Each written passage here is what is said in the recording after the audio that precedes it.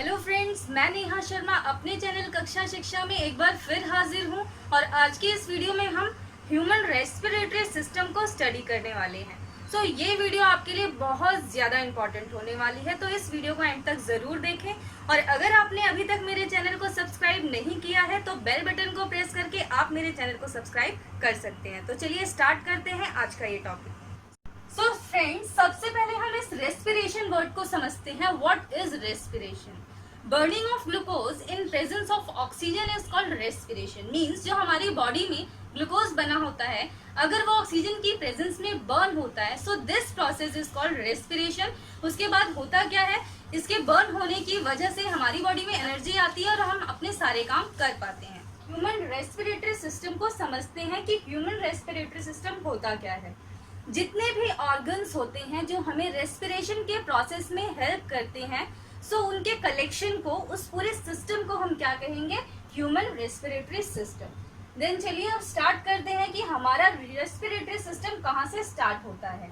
इसके कई सारे ऑर्गन्स होते हैं मेन, जैसे कि नोज हो गया, आपका नेसल पैसेज हो गया, माउथ हो गया, लेरिनेक्स, फेरिनेक्स, लंग्स, ये सारे इसके ऑर्गन्स होते हैं। ओके, अब वन बाय वन करके मैं आपको स्टेप बताऊंगी रेस्पिरेटरी सिस्टम स्टार्ट कहाँ से होता है और कहाँ पर एंड होता है। तो सबसे पहले ह्यूमन रेस्पिरेटरी सिस्टम का मेन ऑर्गन है नोज, क्योंकि जो रेस्पिरेशन स्टार्ट होती है वो नोज से ही शुरू होती है।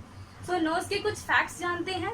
आपको पता है हमारे नोज में 2 होल्स होते हैं जो एक सिंगल पैसेज से जाके मिलते हैं, जिसको हम क्या कहते हैं? Nasal passage. और आपने देखा होगा कि हमारे नोज में छोटे छोटे फाइन हेयर्स होते हैं और साथ ही साथ म्यूकस होता है। फाइन हेयर्स डस्ट पार्टिकल्स को हमारे लंग्स में जाने नहीं देते हैं, वो उसको प्यूरिफाई करके, और म्यूकस जो एक्स्ट्रा कुछ मटेरियल होगा उसको अंदर नहीं जाने देगा, जिससे लंग्स में सिर्फ प्योर एयर ही अंदर जाएगी। इसलिए ये रीजन है कि हमारे नोज में फाइन हेयर्स होते हैं। फाइन हेयर होने की वजह से ही जो ऑक्सीजन है वो बिल्कुल प्योरीफाई होकर लंग्स में पहुंचती है। देन उसके बाद आप देखेंगे नोज के बिहाइंड में नेसल पैसेज होता है, जो क्या करता है, इसको नेसल पैसेज के थ्रू ही एयर हमारा आगे जाएगा। उसके बाद आप देख रहे होंगे कि यहाँ पे एक बोनी पैलेट लिखा है, और माउथ कैविटी। माउथ कैविटी आपको पता है मोस्ट ऑफ दिस टाइम हम माउथ से ही ब्रीथ करने का काम करते हैं। यहाँ पर एक कैविटी होती है, मीन्स खालीपन है। ओके, हॉलो पार्ट है ये, जिसके थ्रू हम जो हमारा ऑक्सीजन है वो अंदर जाने का काम करता है। तो यहाँ पे एक बोनी पैलेट होता है जो क्या काम करता है। मान लीजिए कि अगर हम खाना खा रहे हैं तो उस टाइम भी हम सांस ले सकते हैं बिकॉज ऑफ बोनी पैलेट। इसका बहुत बड़ा रोल होता है हमारे रेस्पिरेटरी सिस्टम में। उसके बाद आप देखेंगे कि जो एयर है नेसल पैसेज के थ्रू वो फेरिनेक्स में आएगा। सो फेरिनेक्स, ये रहा आपका फेरिनेक्स, इस पार्ट को हम फेरिनेक्स कहेंगे। इसके बाद आप देख रहे हैं ये 2 पार्ट्स हैं हमारे, माउथ कैविटी एंड ट्रैकिया। इसको अलग करने का जो काम करता है वो फेरिनेक्स ही करता है। देन आप देखेंगे कि यहाँ पे आता है लेरिनेक्स। लेरिनेक्स क्या होता है? ये है ट्रैकिया, दिस इज ट्रैकिया। आप देखेंगे यहाँ पे इस तरह से कुछ डबल लाइन मैंने डायग्राम में बनाया है, आपको दिख रहा होगा। सो इसको हम क्या कहेंगे? ट्रैकिया। ट्रैकिया का जो वन एंड होता है वो लेरिनेक्स से ज्वाइंट होता है, एंड ट्रैकिया का जो लास्ट एंड होता है वो ब्रोंकाइस से जुड़ता है। ओके, आप देखेंगे कि यहाँ पे रिंग्स ऑफ कार्टिलेज है। रिंग्स ऑफ कार्टिलेज का क्या मतलब होता है? आपने छोटी क्लासेस में पढ़ा होगा व्हाट इज कार्टिलेज। हमारी बॉडी में जो फ्लेक्सिबल बोन होती है उसको हम क्या कहते हैं? कार्टिलेज कहते हैं। कार्टिलेज बेसिकली जैसे आप देख रहे हैं हमारे ईयर्स में, हमारी नोज में, ये ऐसी हड्डियां होती हैं, मीन्स ऐसी बोन्स हैं जो कि फ्लेक्सिबल हैं, मूव कर सकती हैं, ये टूटती नहीं है। सो यहाँ पे आप देखेंगे कि मैंने लिखा है rings of cartilage. Rings of cartilage आप देखेंगे छोटी छोटी सी रिंग्स हैं जो कि इसको सपोर्ट देने का काम करती हैं। अब होता यह है कि मान लीजिए सांस आ रही है, अगर ये हड्डी जो होती है, ये बोन है जो हमारी, अगर वो हार्ड होती, मीन्स मान लीजिए अगर अपना सर मैंने ऐसे किया या ऐसे किया, मूव किया, तो वो टूट जाती। लेकिन यहाँ पे रिंग्स ऑफ कार्टिलेज क्या करती है? इसको फ्लेक्सिबल बनाने में हेल्प करती है। तो ये थ्रॉट के थ्रू नीचे आता है एयर हमारा। लेरिनेक्स के बाद यहाँ पे रिंग्स ऑफ कार्टिलेज है, ये विंड पाइप है हमारी, ओके, जो इसको मूव करने में हेल्प करेगी, रिंग्स ऑफ कार्टिलेज। उसके बाद आते हैं हम नीचे। सो ये 2 पार्ट्स में डिवाइड होता है, जिस एक पार्ट को हम ब्रोंकस कहते हैं, लेफ्ट साइड का, और राइट साइड। ये 2 साइडेड में होते हैं। ये थोड़ा इस तरफ को अपवर्ड की तरफ होता है और इस तरफ थोड़ा सा ये डाउनवर्ड होता है। अब आप देखेंगे कि मैंने इन दोनों फिगर्स को थोड़ा डिफरेंट बनाया है। रीजन है उसका, क्योंकि मैं अगर मैं इस पूरे रिब्स केज को अगर ऊपर बना देती तो ये डायग्राम पूरा क्लैरिफाई नहीं होता। थोड़ा बेसिक सा मैंने डायग्राम इसीलिए रखा है वन साइड में, ताकि इजीली समझ में आ जाए। ओके, चलिए अब नीचे आते हैं। नीचे आने के बाद आप देखेंगे कि ये जो दो पार्ट्स हैं हमारे, ये 2 पार्ट्स, इसको हम लंग्स कहेंगे। ओके, यहाँ पे मैंने प्लॉट भी करा है, ये क्या है, लंग्स है। ये 2 साइड्स हमारी लंग्स कहलाएंगी। ओके, आप देखेंगे कि यहाँ पर ये 2 क्लैंप जैसे आपको बने हुए दिख रहे हैं, ये सपोर्ट देने का काम करते हैं। मीन्स हमारी हड्डियों में आप देखेंगे कि ये सपोर्ट देने का काम करेंगे। ये इस तरह से क्लैंप होते हैं। और ये क्या होते हैं, रिब केज। रिब केज क्या होता है, एक तरह से मान लीजिए हमारा स्कल है, ओके, हमारे वो ब्रेन को प्रोटेक्ट करने का काम करता है, उसी तरह से लंग्स को प्रोटेक्ट करने का काम करते हैं रिब केज। ये बहुत इंपॉर्टेंट है। मान लीजिए कि अगर ये रिब केज ना हो तो लंग्स को डायरेक्ट चोट लग सकती है। बिकॉज ऑफ रिब केज ये प्रोटेक्टेड रहते हैं। अब आप देखेंगे यहाँ के बाद देखते हैं हम, ब्रोंकाइज हो जाती है, 2 पार्ट्स में डिवाइड हो जाती है। आप देखेंगे लंग्स के जो ऊपर 2 मेम्ब्रेन होती है उसको हम प्लूरा कहते हैं। क्या कहते हैं, प्लूरा। जो थिन मेम्ब्रेन होती है लंग की ऊपर की, 2 होती है ये, तो उसको हम प्लूरा कहेंगे। ओके, चलिए अब और थोड़ा सा अंदर की तरफ को जाते हैं। अब आप देखेंगे, मैंने आपको बता दिया ये लंग्स है। लंग्स के अंदर आप देखेंगे कि ये कुछ ब्रांचेस जैसा आपको दिखाई दे रहा है, ये इसको हम क्या कहेंगे, ब्रोंकाइज। ओके, सो ब्रोंकाइज क्या करते हैं, आपने बलून देखा होगा, अगर वन साइड से आप उसको इन्फ्लेट करते हैं सो दूसरी तरफ से वो जाके इस तरह से उसके अंदर अगर आप एयर भरते हैं तो दूसरी तरफ से जाके वो इन्फ्लेटेड हो जाता है, मीन्स वो फूल जाता है। ओके, इसी तरह से ये मान लीजिए कि एक बलून ही है, अगर एयर इसमें जाती है तो ये क्या होता है, एक्सपैंड हो जाता है। एक्सपैंड होके बलून जैसे शेप का हो जाता है। इस पार्ट को हम एल्वियोलाई कहेंगे, या फिर आप कहेंगे एयर सैक। पार्ट को मैं और ज्यादा एक्सपैंड करके दिखाती हूँ आपको, बिकॉज यहाँ पे आपको समझ नहीं आएगा। ये बहुत छोटा सा स्ट्रक्चर है, इसको मैंने थोड़ा सा और बड़ा बना के आपको समझाने की कोशिश की। ओके, देखिए यहाँ पे ये इस तरह का कुछ स्ट्रक्चर होता है, इसको हम एल्वियोली कहते हैं।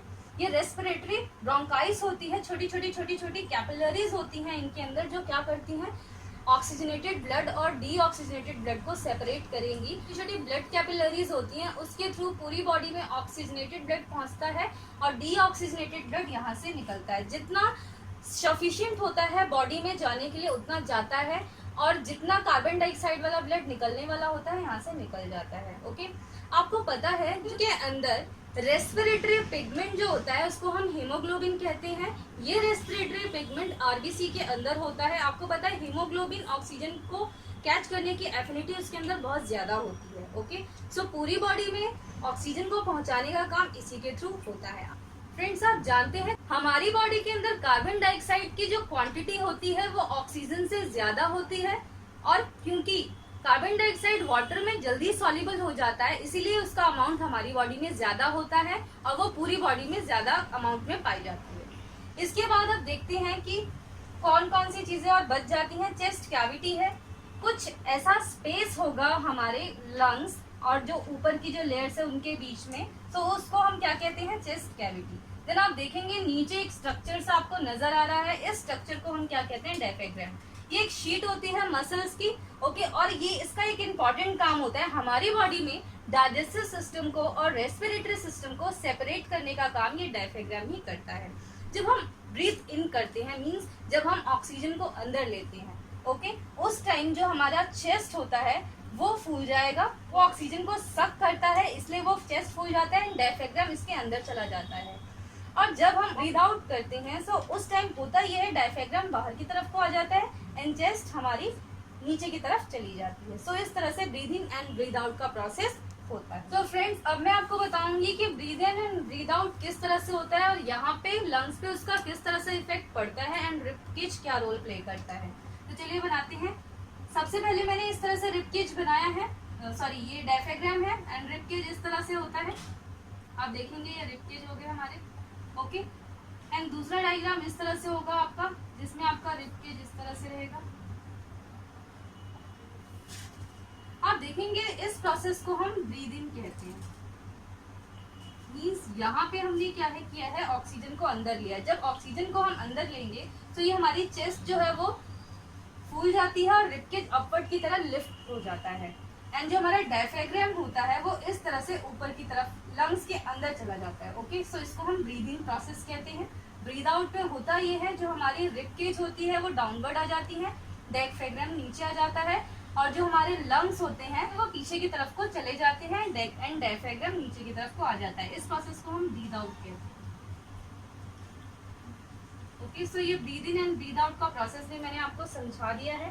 तो फ्रेंड, अब हम रेस्पिरेटरी सिस्टम से जुड़े कुछ फैक्ट्स को जानेंगे। सबसे पहले, क्या आप जानते हैं कि जो हमारा ये लंग्स होता है, अगर मैं इसका अनफोल्ड करती हूँ, मीन्स अगर ओपन करती हूँ, तो ये कितना स्क्वायर मीटर एरिया कवर करेगा? ये 80 स्क्वायर मीटर एरिया को कवर करते हैं, जो कि बहुत ज्यादा होता है। इनका जो गैसेज एक्सचेंज होता है वो इतना लार्ज एरिया में होता है। आप सोच सकते हैं ये एरिया कितना ज्यादा होता है। उसके थ्रू जो गैसेज होते हैं हमारे, उसी के थ्रू एक्सचेंज होते हैं। अब इससे जुड़े कुछ और फैक्ट्स मैं आपको बताती हूँ।